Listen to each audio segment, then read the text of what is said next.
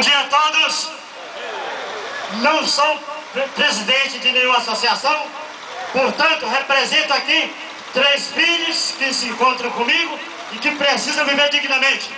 Mesmo sem procuração, posso dizer que represento a família que precisa de segurança decente. O tempo é curto, mas eu vou resumir um texto que eu tenho em 350 palavras, todas iniciadas a letra S, em homenagem ao soldado. São 350, eu vou resumir.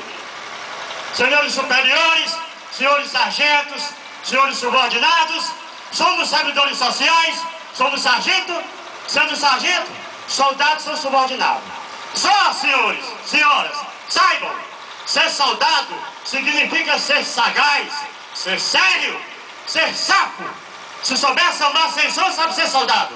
Se souber subir serra sem sapato, será soldado sobrevivido.